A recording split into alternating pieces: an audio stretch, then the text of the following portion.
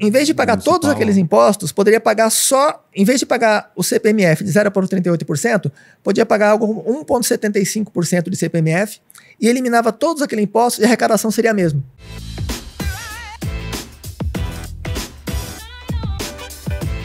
No Marcos Pontes, você acha que da ciência e da tecnologia recente no Brasil, ele é o nome mais popular, assim? Eu acho que o nome mais popular ligado à ciência talvez seja o Sérgio Sacani atualmente, né? Mas o Sacani é um divulgador científico, né? Com produção científica? É. Porque o Marcos Pontes ele não tem produção científica também. Nenhum dos dois tem produção científica, né? Não tem. O Sacani ele faz divulgação. Eu digo o Marcos Pontes, ele ter ido para o espaço, ele ter vivenciado tudo isso, não faz ele do maior nome? Em que sentido, assim? Porque produção, nenhum deles produziu ciência, né? O Sacani fez divulgação, o Marcos Pontes, de uma forma meio indireta, ele também serviu de um exemplo, assim, que se tornou um ícone durante um tempo. Sim. Acho que talvez menos atualmente do que ele já foi. Mas acho que os nomes que, assim, o Marcelo Gleiser, talvez ele seja, atualmente talvez menos, mas já foi, um tempo atrás, o Marcelo Gleiser foi uma pessoa bastante conhecida, né? Mas com relação à produção de ciência, porque praticamente não tem produção de ciência. Porque nenhum dos dois, né? Nem cientista, nem pesquisador, né? Teve uma entrevista do Renato Amoedo no Flow, que... O Amoedo é o 38ão. O 38ão. Uhum. Que perguntou, o Igor perguntou para ele, o Amoedo falou alguma coisa assim, o Dom Pedro II foi o melhor chefe de Estado que teve no Brasil e que vários cientistas admiravam ele e tal.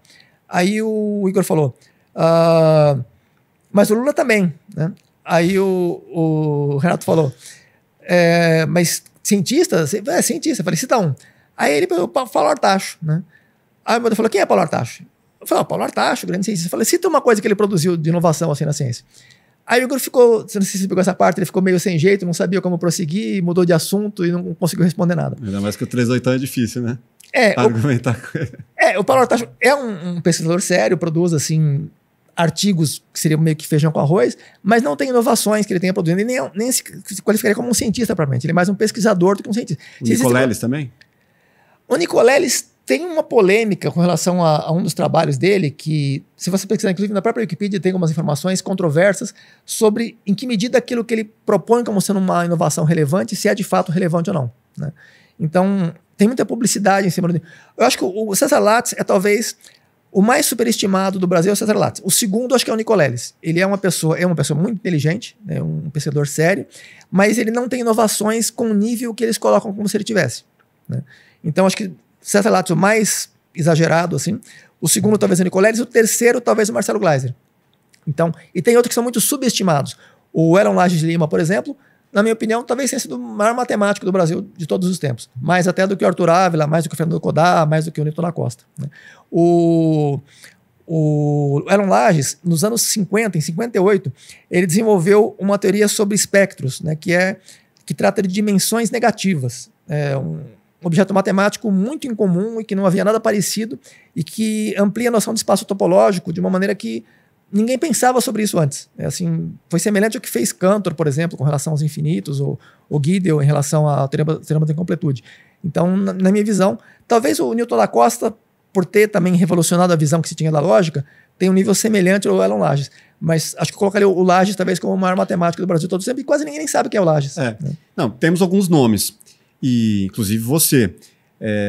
Não temos nenhum estudo de vocês que possa de alguma forma colaborar para que a gente mude a educação no Brasil? O problema é colocar em prática, né? Por exemplo, faz uns... Acho que uns 5 dias, o Coronel Diegues, João Paulo Diegues, que foi professor, inclusive, do governador de São Paulo, do Tarcísio.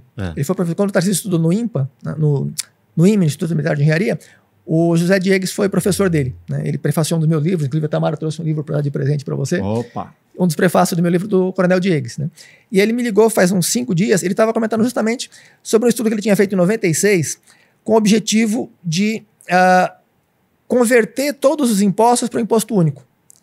E ele tinha feito alguns cálculos, eu não me recordo exatamente os detalhes, mas era mais ou menos o seguinte: todos os impostos que eram pagos estaduais, agora não vou falar besteira, mas uma quantidade grande de impostos. Sim, porque tem várias esferas, né? Em vez de pagar todos aqueles impostos, poderia pagar só, em vez de pagar o CPMF de 0,38%, podia pagar algo 1,75% de CPMF e eliminava todos aqueles impostos e a arrecadação seria a mesma.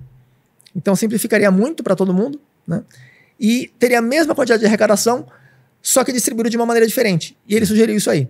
Aí, parece que foi Marcos Sintra que ele citou, não me recordo quem foi, que ele comentou que ele chegou a apresentar, e tentaram implementar e simplesmente não se interessaram.